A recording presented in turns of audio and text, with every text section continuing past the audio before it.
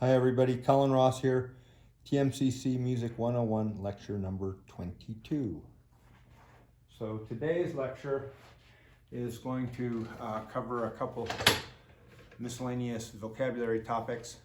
The first thing I wanted to double back on was a couple of symbols a bunch of music symbols that we might not have covered or I didn't cover in enough depth.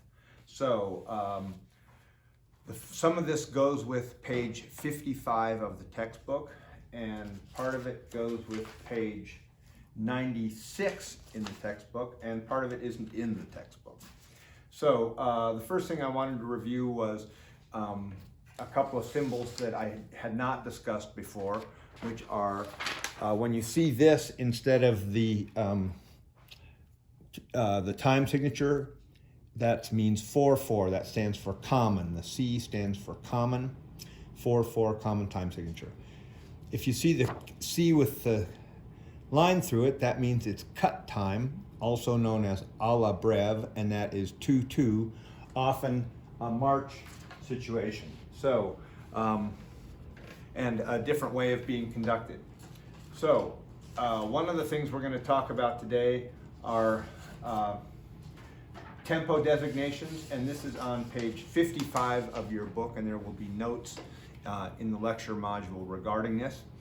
But if you look at page 55, it says largo.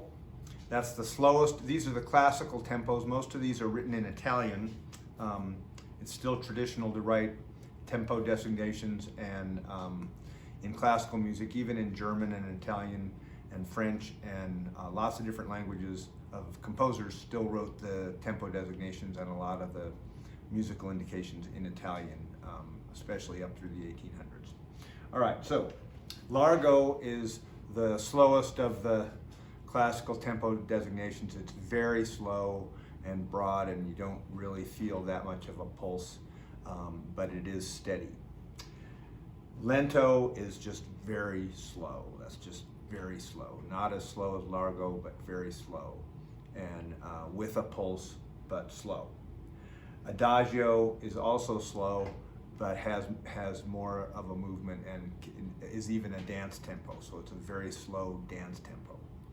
Typically an adagio is a couple's dance that has lots of lifts in it, and a lot of that is done to very slow music. All right. Andante, they have listed as slow walking speed. That should be slow, comma, walking speed. People's walking speed varies, but Andante is a moderate tempo, and it's definitely a walking speed and not a slow march. All right, moderato is just moderate, and it's, again, one of those things that doesn't have an exact meaning. It's sort of a matter of personal taste and what you think of the music. So those are the moderate tempos. The fast tempos are allegro, which just means fast, vivace, which means lively, and presto, which is very fast. In addition to those, there's some other terms that come up quite often. One is con moto, which means with motion, and poco a poco, which means little by little, and it's usually regarding something else. So little by little get louder, little by little get softer, or little by little speed up, or little by little slow down. So rubato is a stretching and shortening of the pulse. So rubato is a very interesting concept. So I'm going to demonstrate rubato. Rubato, done correctly, one still feels the pulse in the music, but the pulse is not steady. It's not metronomic. So if I play, say, Fur-Elise exactly in time.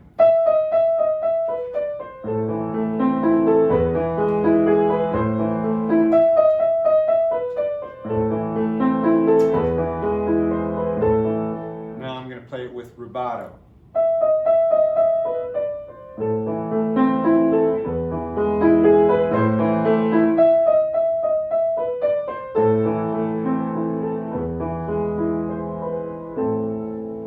wasn't metronomic, but you could still feel the pulse of the music. You could still feel the beat of the time signature, but it slowed down and sped up. Exactly in time. Rubato.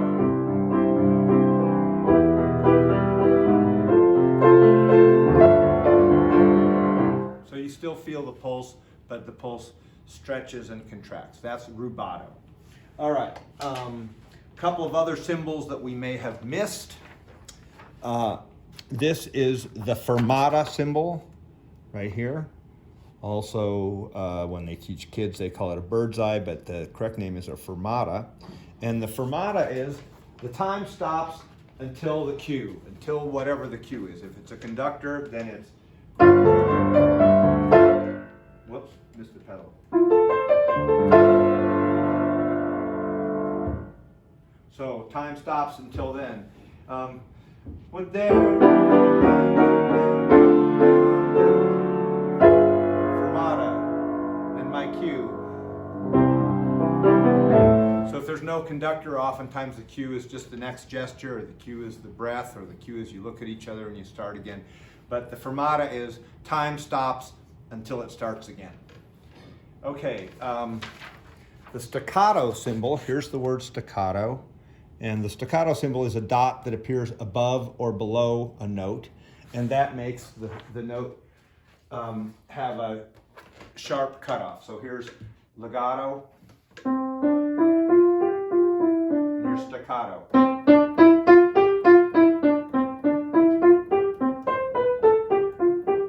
As opposed to. So the time is really the same. I mean, it's the same number of notes in a beat and all that stuff, and the tempo could even be the same. As opposed to. So I forgot to write in the word legato with this, but legato is the opposite of staccato. So let me write that in.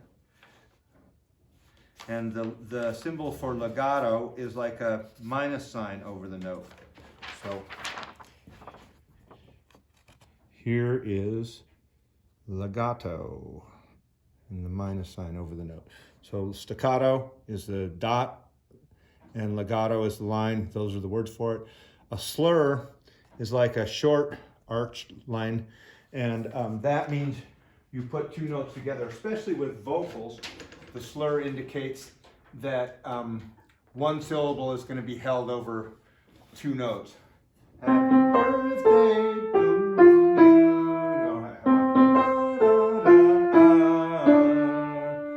And if it's only a one syllable name, Jim, then there's a slur. So slurs connect two notes together. Also in instrumental music,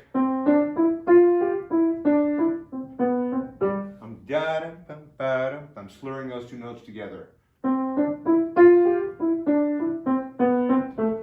And on recorder, the concept of the slur is that you don't stop the breath in between. So if I'm doing single notes, I'm going with my tongue stopping each one. If I slur, as opposed to.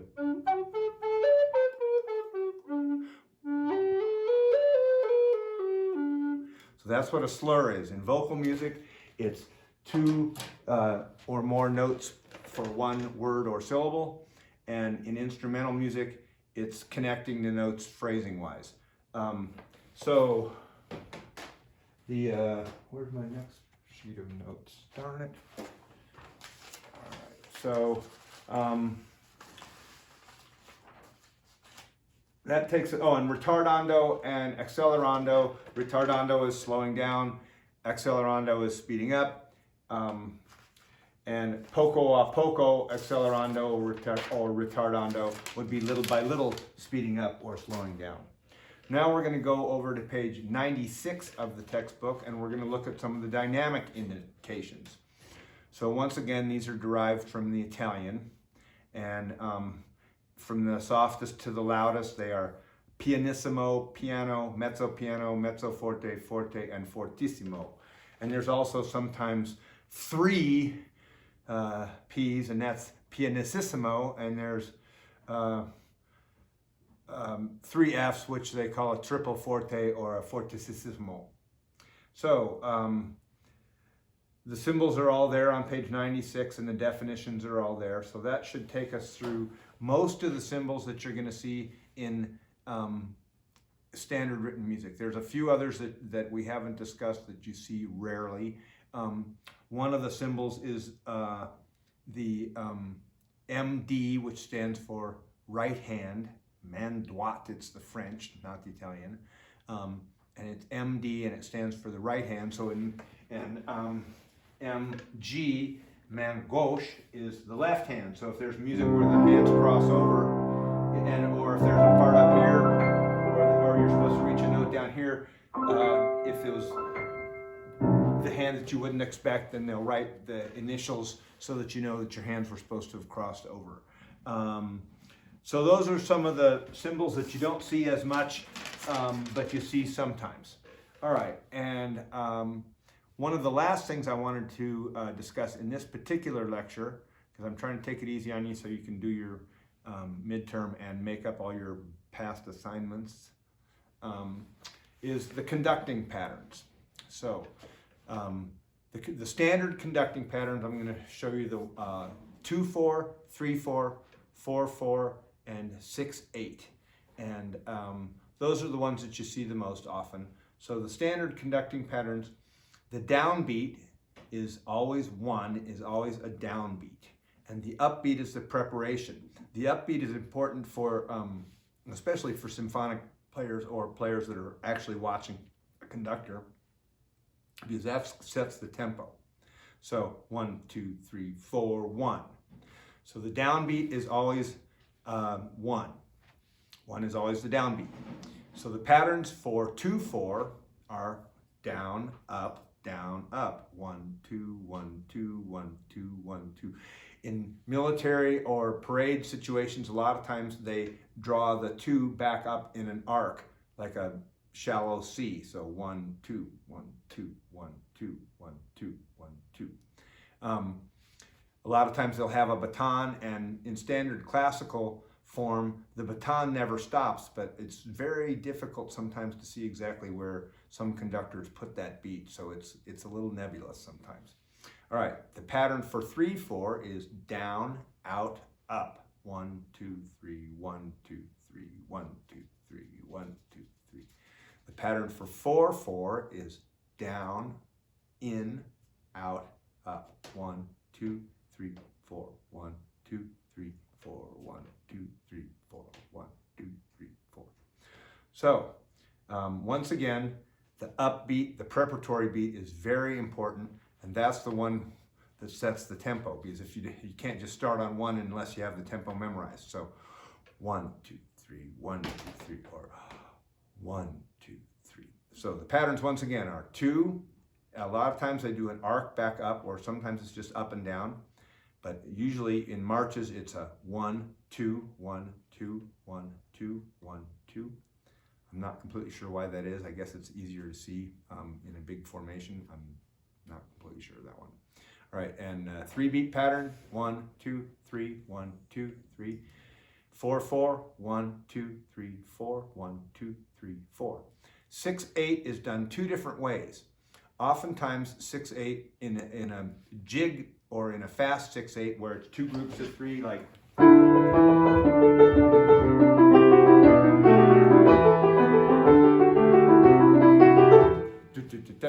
they'll just beat it in 2, just like it was a march. 1, 2, 3, 4, 5, 6. 1, 2, 3, 4, 5, 6. 1, 2, 3, 4, 5, 6. If it's a little slower than that, a lot of times they'll go 1, 2, 3, 4, 5, 6. 1, 2, 3, 4, 5, 6. 1, 2, 3, 4, 5, 6. 1, 2, 3, 4, 5, 6. 1. Sometimes they'll do 1, 2, 3, 4, 5, 6. 1, 2, 3, 4, 5, 6. Not very often. Most of the time when they do that one, they'll just beat it as a regular 3-beat. 1, 2, 3, 4, 5, 6. 1, 2, 3, 4, 5, 6. 1, 2, 3, 4, 5, 6. With each one being a quarter note when you're doing eighth notes.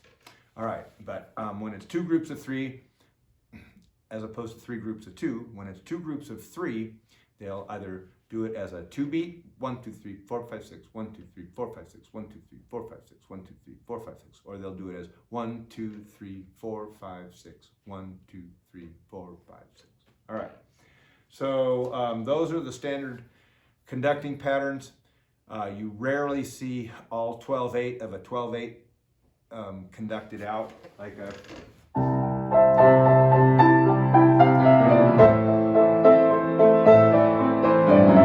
So that's 1, 2, 3, 4, 5, 6, 7, 8, 9, 10, 11, 12. Most of the time they'll just be 1, 2, 3, 4, 5, 6, 7, 8, 9, 10, 11, 12. 1, 2, 3, 4, 5, 6, and conducted in a slow 4. And it's rare that you see all of the 1, 2, 3, 4, 5, 6, 7, 8, 9, 10, 11, 12. All right, so those are the standard conducting patterns. Those are the standard